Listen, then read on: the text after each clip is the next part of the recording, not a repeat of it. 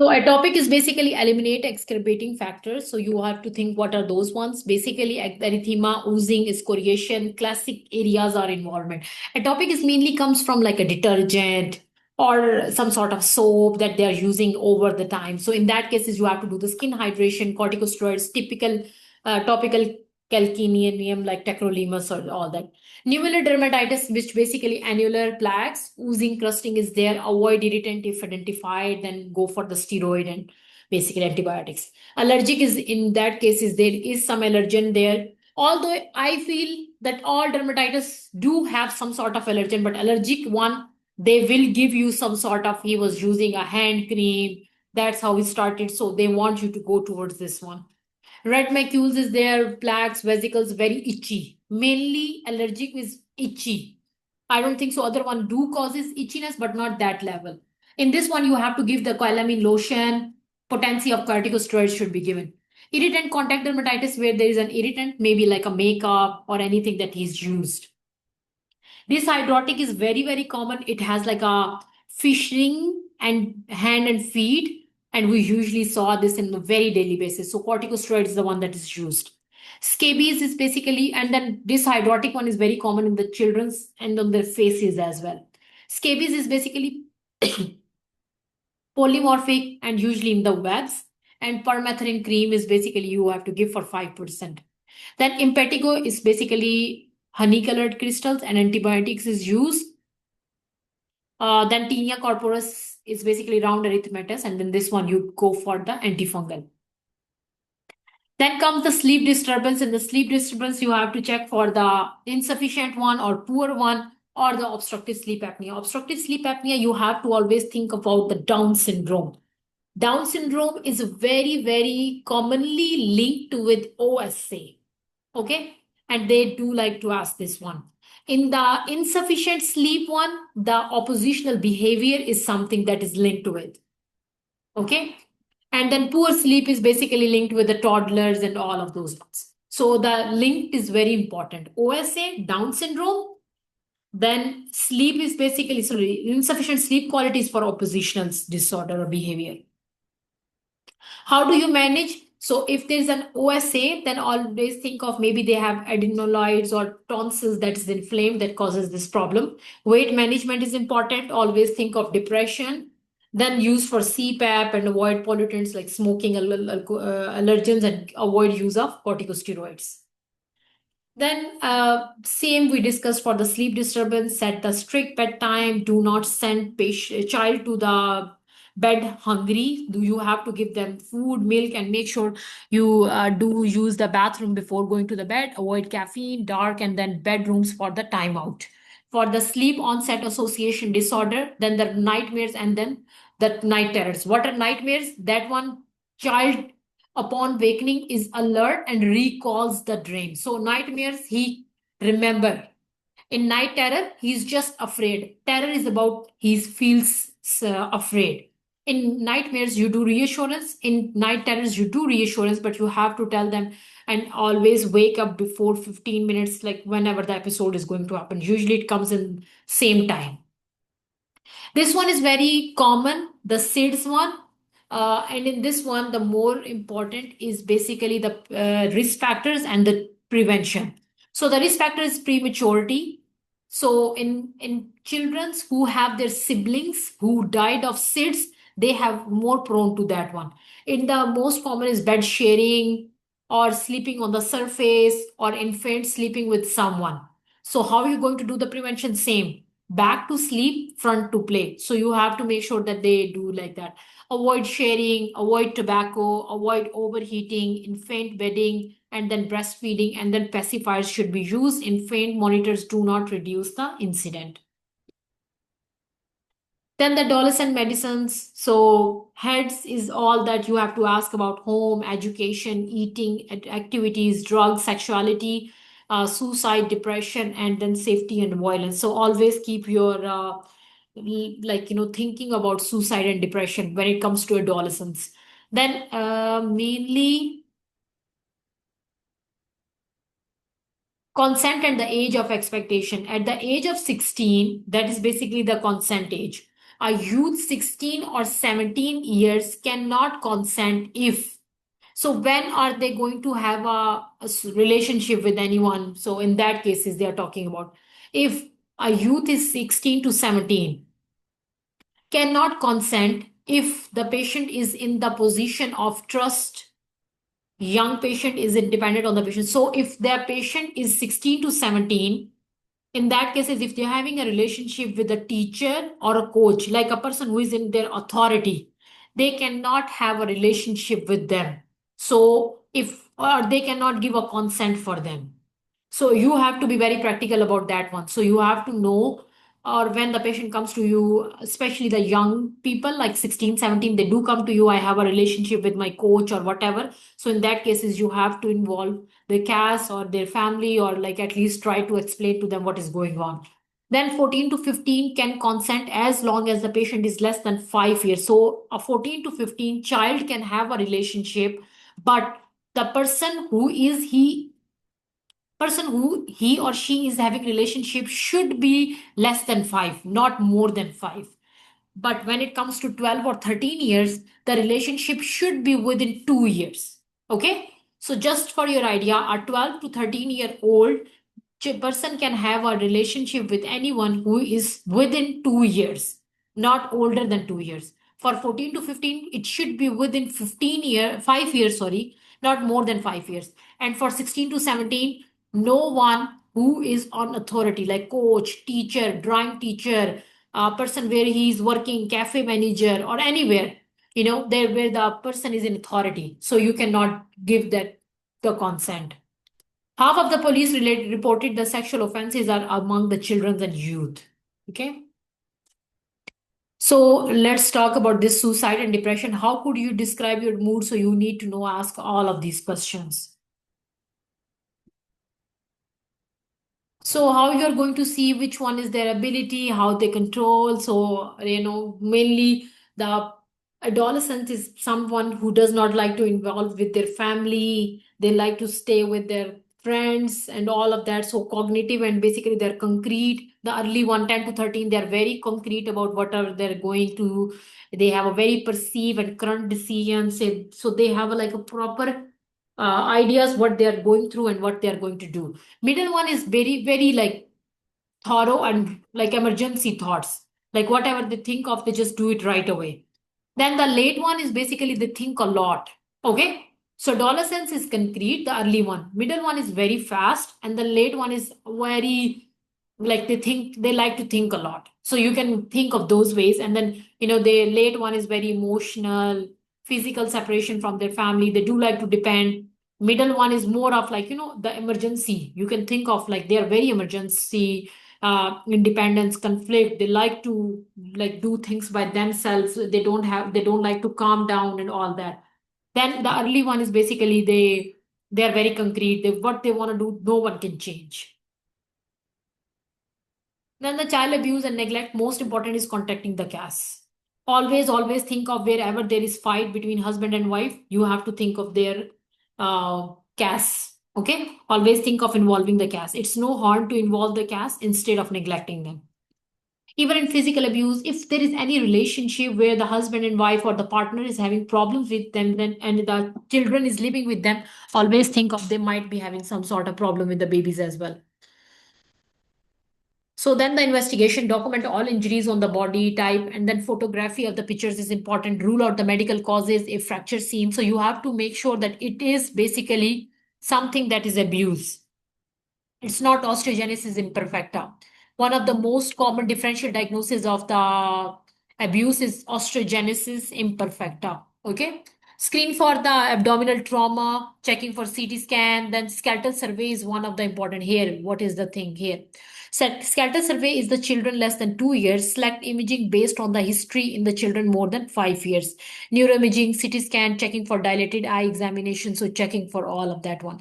So they do like to ask you, when are you going to do the skeletal survey? Skeletal survey is important, the word and when you are going to do it. Then comes the sexual abuse. In this one, the females are very prone to that one, and they later on develop depression, anxiety, and it's very common in homeless females, uh, then in indigenous females, refugees, in those ones. Then the investigation is on the checking for what is going on, like UTI, STI, and checking for the OCPs, all of that one. So in the sidebar, the medical assessment of bruising in the suspected children. While bruises are most often due to the minor accidental injury, but you should be always thinking of underlying whatever conflict can be there. Babies not so these are the red flags of inflicted injury. Babies are not yet cruising.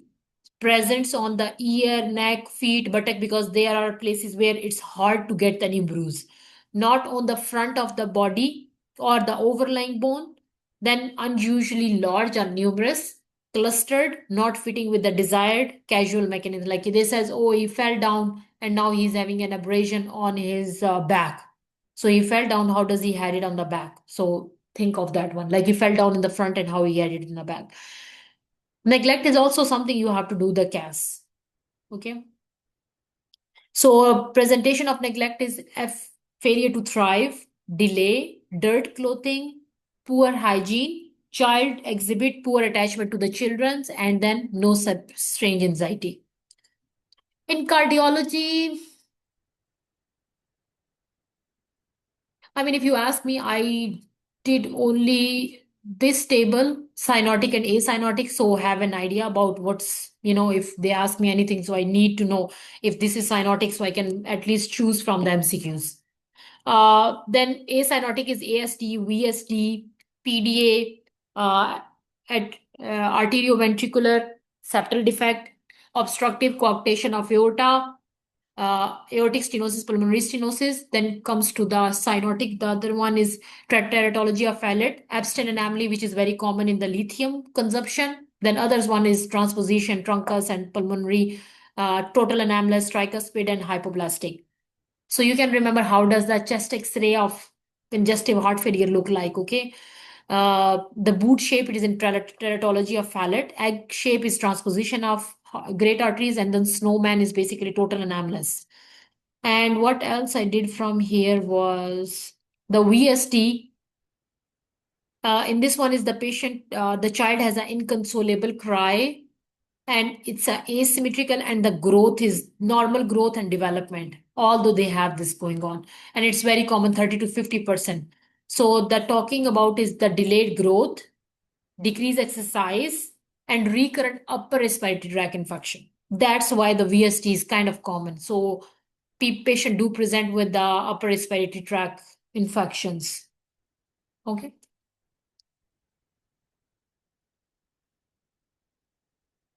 I mean, if you have time, you can read all of that.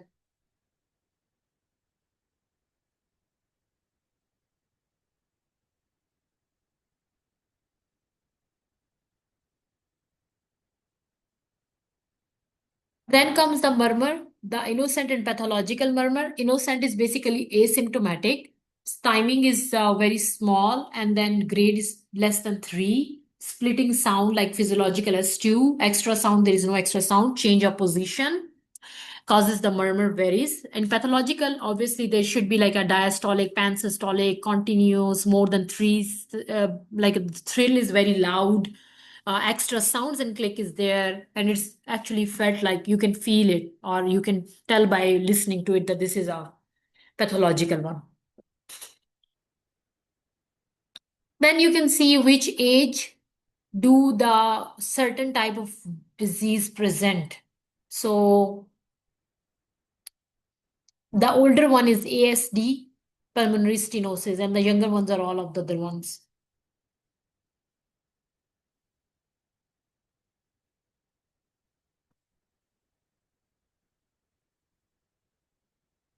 So this is the topic of global developmental delay. Okay.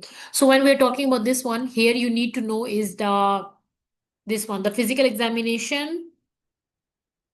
In history, we do ask about everything. In physical examination, you have to check for macrocephaly, head to toe examination, hepatosplenomegaly, height and weight. And for neurodevelopmental, you have to check, after 3 months, if there is any reflexes, as all we discussed about, that could be one of the problem. Okay. Then checking for vision, hearing, that's important. And then comes the other checking for other tests. Okay. Then what are the therapies? The main important that I remember is three: speech language therapy, occupational therapy, physiotherapy. It usually fits everywhere. Then the intellectual disability, where the child is unable to memorize certain things. So in that case, is also go for occupational therapy, speech language therapy, interpersonal therapy. Language delay. In this one is one of the thing is this one here, risk factors of the sensory neural hearing loss, because if your hearing is the problem, they could be misdiagnosed as a language delay. It could be misdiagnosed as intellectual delay, because the patient is sorry, the child is not able to hear, so how he can manage, so it could be misdiagnosed with anything. So risk factors for the sensory neural hearing loss. Okay, now when we are talking about this one, I would suggest reading the risk factors for the conductive hearing loss too. Okay, because it's not given in the Toronto notes, but it's an MCQs in MCC practice test. The risk factor of the conductive hearing loss. Okay. When we are talking about the sensory neural, genetic is one of the common. Congenital is there, craniofacial abnormalities, less than prematurity is there, hyperbilirubinemia, low Apgar score, and then bacterial meningitis. So remember or memorize it on your fingertips.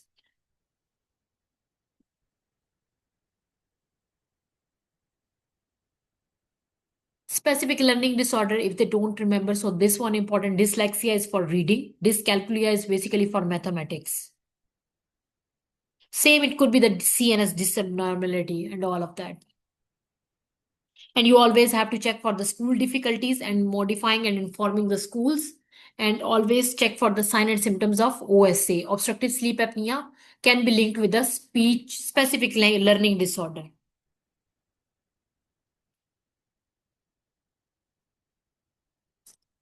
Now comes one of the most famous, most important topic of the pediatrics, fetal alcohol spectrum disorder. At least know how to make the diagnosis, or you need to know that this child got exposed with alcohol. Okay, how does he look like? That's more important. Then you get to know that he's being diagnosed. So if you go directly here to the diagnosis, often misdiagnosed. That's why multidisciplinary team needs to make the diagnosis. So in that one, physical examination and neurodevelopmental. What is the criteria? FAS, fetal alcohol syndrome with facial features. What are the facial features? Presentation of the facial features along with the maternal alcohol consumption, like mother is unknown or she surely says, or there is a neurodevelopmental. So in that cases, three things are there. Now this is a fetal alcohol spectrum disorder. Okay, but when they without facial spectrum, like there is no facial features, but there is developmental and mother is confirmed, in that cases you can go for that. Then comes the third one where there is only facial features, mother is unknown, there is no signs, or you cannot tell that this is neurodevelopmental. In that case, if knowing only about the facial features, that's more than enough. Now what happen is, if there is a short palpebral features, flattened philtrum, thin upper lip, okay, these three features, they you can tell that this is alcohol exposure. You don't need to know the neurodevelopmental, you don't need to know the maternal one. Okay, either they will present with three things: facial features, maternal alcohol exposure, or neurodevelopmental.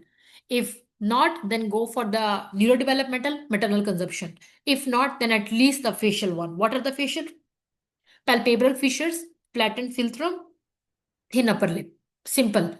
And you have to see what are the differential diagnoses of this one. Okay. What are the neurodevelopmental is motor skills, neuroanatomy, memory, function, adaptive, all of those ones. And microcephaly could be there. So how you are going to diagnose of alcohol related birth diseases or alcohol related neural diseases? Evidence of the maternal consumption during the pregnancy in those ones. Early diagnosis, you have to do the therapies and all that. Mainly, you need to know that secondary disabilities could be unemployment, mental health disorders, and difficulties. So, right now at this point, I could not remember what is the differential diagnosis to this one. Uh, I don't know. I think I'm mixing up. I don't want to give you wrong information. So think about what is the differential diagnosis of this alcohol one, okay? And then keep that in your mind. Hmm. In the children, the diabetes, especially type 1 diabetes is there, and there is many episodes of hypoglycemia. So hypoglycemia can be tested. So in those cases, you have to give IV dextrose or mild glucose. Then DKA, one of the most common one, and it's very common in the children or adolescents. So the signs is Kussmaul breathing, tachycardia, skin turgor, all of that. How you're going to manage is most important. So when we will do diabetes, I will give you a little bit more idea. Just from here, ABCs, oxygen, monitor, fluids, and insulin is the main thing that you give. If cerebral edema is suspected, you can get check for the mannitol, IV fluids, and move to ICU. In type 2, you have to check for the weight. So here is basically short stretcher. I'm thinking about, okay. So in the short stretcher, you have to plot a graph. The growth chart is important. Assess for the dysmorphic features. Yeah. So here, the investigation, the calculation is very, very important. They do give you scenario and ask you to calculate it. Okay, I know it does not make sense, but they can give you. Okay, how do you calculate the mid-maternal height of the male, and how do you calculate the mid-maternal paternal height of the female? Likely low mid-paternal height is familial short stature. Okay, and how do you check for the X-ray? This is one of the most common MCQs. It's in the MCC practice test, and many people got in their exam as well. So constitutional delay of the growth and puberty may be distinguished from the familial shorter stature upon the delayed bone age. So how do you check it? The left hand and wrist of the bone age by doing an X-ray of the left hand and wrist. So you have to remember which one. X-ray of the left hand and wrist can help you to figure out what's the bone age. Then the other investigations you can do. Depending on the etiology, you can give the maybe needed for the growth hormone as well.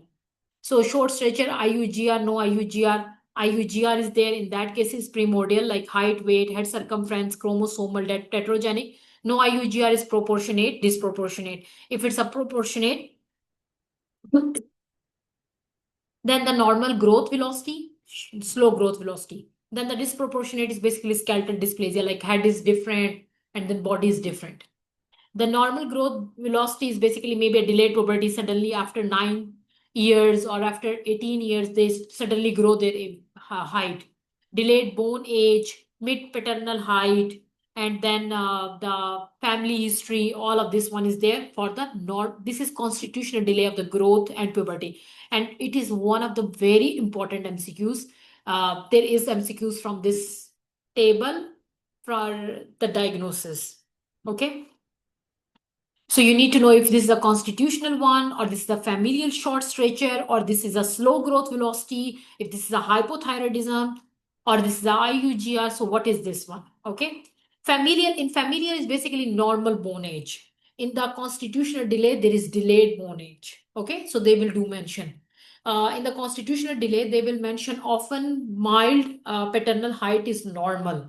So in the familial one, they do say that the family history of short stature. Okay. In the slow growth is basically endocrine, chronic, and psychosocial. This one is very, very important, these two tables, okay? These two like blue things. Then the tall stature, it could be related to hyperthyroidism, back with Whiteman syndrome, precocious puberty, Klinefelter, Marfan, homocystinuria could be there. Hypothyroidism or hyperthyroidism, it's very important, especially the congenital ones. Okay. So, congenital hypothyroidism, what are the physical signs? More than I understand etiology and whatever, you can read that one. Usually, the congenital hyperthyroidism usually present as a Graves' disease. So, what is the history and physical examination? So, mother will have thyroid, and babies born with low birth weight, IUGR, or very, very small, and frontal bossing is there, triangular faces, hepatosplenomegaly, flushing, and then sweating. So you need to see the picture. How does they look like? They can give you a picture, be asking about this hyperthyroidism. In this one, what do you do is thyroid TSH receptor antibody checking and then TSH T3 and T4. What do you give? Methimazole or propranolol. And then later on, it can cause the congenital anomalies like CNS problems.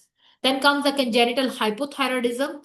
Hypothyroidism is, you need to know the, again, the clinical features. In this one, the most important that can present with is macroglossia. Macroglossia, hypotonia, puffy face, swollen eyes, large fontanelle, constipation, umbilical hernia. Because people do misdiagnose this one as in Down syndrome. Down syndrome itself has hypothyroidism. So, along with that hypothyroidism, you need to know what is there. Okay. So, then the examine for the congenital abnormalities, hypothyroidism with the hypoglycemia is very, very important. Macro penis. So, they can ask you, a mother is hypothyroid or the baby born is hypothyroid, what is the other indications or other test or what it says electrolytes you will check. So in this one, hypocalcemia or and hypoglycemia, they both are important. Okay. All the infants should be screened for the congenital hypothyroidism, then screen for 2 weeks of them, checking for the short for growth age, NICU, in those ones you have to check for. TSH, checking for TSH, free T4 in primary. Then VTSH is basically for scanning, that's basically for the screening and then scanning for the hypothyroidism or all that. Main important is knowing the clinical features so you can make the diagnosis if it's a hypothyroidism or it's a Down syndrome. Thyroxine replacement, hormone normalization, and then counsel about the soya based formulas. Then in the disorders of the sexual disorder, I mean, in this one is basically there is one thing here, virilizing of congenital adrenal hyperplasia. It's very, very common. So if you have an idea or you can find something about congenital adrenal hyperplasia, then just give it a quick read about that one. Okay.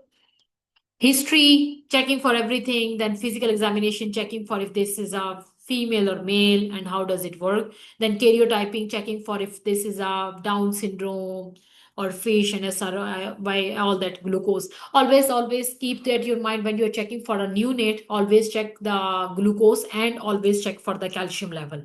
Okay? Glucose and calcium level. If you don't know what to write down or if you don't know what to do, in those cases, I would suggest think of common sense. And what is the common sense? Checking for glucose and hypocalcemia. Okay. It's for only those cases where you are not able to understand what to write or what to check. Let's suppose like you are doing some sort of MCQs and you're sitting in QE1 exam and you don't know what could be the answer here and this is a new NATE. So maybe you can just go for hypoglycemia and hypocalcemia. It can save you. Okay. It's not dangerous. Avoid announcing of the probable sex, psychosocial, like how checking for the vision, hearing, and fall in the elderly people. And respect to the sex, to the rearing, and then sexual intervention, sorry, surgical intervention. Then we are talking about congenital adrenal hyperplasia, as we already discussed one. In this one is 17, 21, and 11. 21 is basically for is responsible for 95% because it has both of them. Like mainly the adrenal one, like aldosterone production is there. In the 17 one, mainly the hypertension is there. In 11 one, mainly both of them. The aldosterone, basically the congenital like genital problems is there along with hypertension is there, so that you can remember. So then comes this one here, how do you make that this is a classic, and if you have time go for this one because this is mainly the adrenal hypersufficiency. Usually we refer this one to pediatrician or endocrinologist, they do go along with that one, but for your knowledge testing this can be asked, especially the 21 one. 21 can be divided into classic. So we are talking about here. 21 can be divided into classic and deficiency with salt wasting, without salt wasting. So if there is a classic with salt wasting, so there might be acidosis, hypoglycemia, hyperkalemia, hyponatremia. But without salt wasting, there will be no electrolyte problem. Simple. And there is only genital problem. So ambiguous genitalia, amenorrhea, precocious, and polycystic and hirsutism is there. So usually the 21 is mainly linked with the amenorrhea, genital ambiguity, precocious puberty. It does not have anything to do with hypertension. Okay. So then they can say 21 OH deficiency screening is a part of many newborn screening in the North America, not here. Then they says correct any abnormalities like any hyperkalemia or hyponatremia and any glucose. Then provide the glucocorticoids. So then you can remember this one here. It's, I don't know if there is a picture of this one. Yes, here. So in this one here, how the female genitals, how the male genital works. Okay. In the female, the papilla production, then breast and papilla elevation, then enlargement of the breast, then areola is there, and then the mature nipple formation. When it comes to genital, no hair, small amount of long, straight and curled, and then the coarse ones, then adult is basically type hair, and then mature production. Then in the male, it's the same, no hair, then small, and then the coarse one, then it's basically the on the thighs, and then it's all over the thing. Then comes the precocious puberty. Precocious puberty is mainly like secondary and is more common in the less than 8 years of the female, and in the males it's less than 9 years of the male. Usually idiopathic in the females, like mainly, and then more suggestive of pathology in the males. So if there is a pathology problem, that is mainly the males. Then in this one is basically the growth velocity you check, minimum of 4 centimeter per year. They can be asked in the question. And then the Tanner staging, we already discussed that one. If this is getting delayed, then you can think of this one.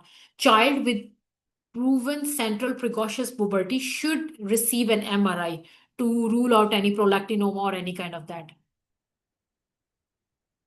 Then how you do the identification and giving the medication according to that one, what is going on and what they need, GnRH, leuprolide, sex steroid hormones. Then comes the delayed puberty. In this one, you just need to know what could be the central causes, what could be the peripheral causes. Okay. Why? Because it's the gynecological point of view, it's kind of, they can ask you. So if you're talking about the central causes, it's coming from the brain. So hypogonadotropin, hypogonadism, pituitary, hypothalamic, hyperprolactinoma. But if it's a peripheral, then it could be the Klinefelter, Turner, any kind of those ones. Again, the velocity and all that. Then comes the fluid and then electrolytes. Why the fluids and electrolytes? Because of the diarrhea, vomiting, and it's very common in the children. So in those cases, when some children have diarrhea, don't try to stop the diarrhea. One of the very important thing. And even in the fever, burns, hemorrhage, hyperglycemia, in those cases, you have to give the fluid. How you are going to do the management, checking for the dehydration status. What are the dehydration? Like wet diapers, lethargy, mental status, increased thirst.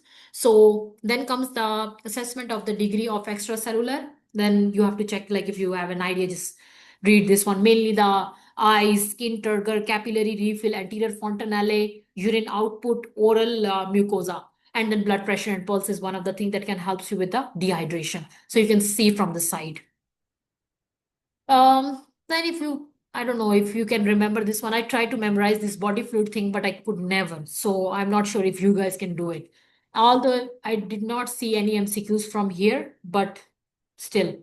Determine if the fluids prepare per oral or IV dehydration. In that cases, dehydrate. The child must receive the adequate fluid management. In those cases, you have to start with the oral if they can take the oral one. Mild and moderate cases. So advantages is, you don't have to give IV or anything like that. Indications of IV is when they are having too much vomiting, diarrhea, and they are not able to tolerate the oral one. In those cases, go for the IV. Simple. Now comes the degree of dehydration we already discussed. If there is no dehydration, okay, in those cases, age appropriate diet and replace the losses.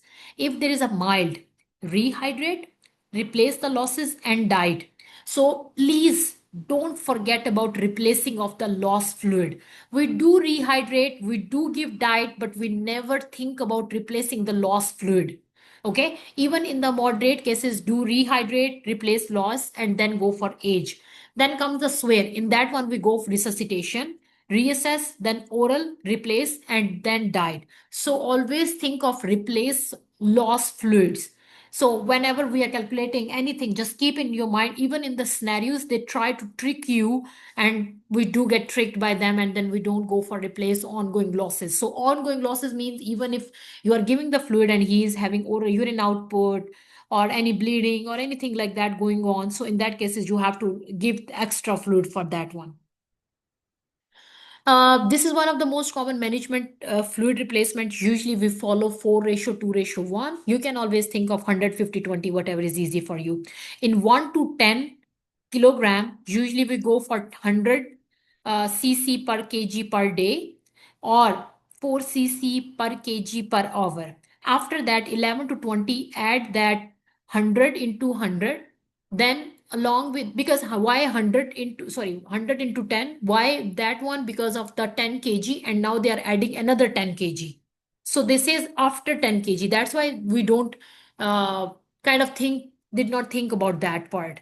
So this is every 1 to 10 kg, like every 1 kg they will get being the 100 one. So that's why we are multiplying 100 to 100, because we already got 10 of them. So each one contains 100. So when we are talking about those ones like 1 to 10, so 100 into 100 like now is 1000.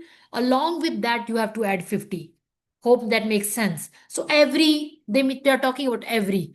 In this one, 4:2:1, every one contains like 410. So that's why they're talking about 4 into, because that was 10 kilogram. So now 10 is added into 4 cc, because 10 kilogram is already been added into that one.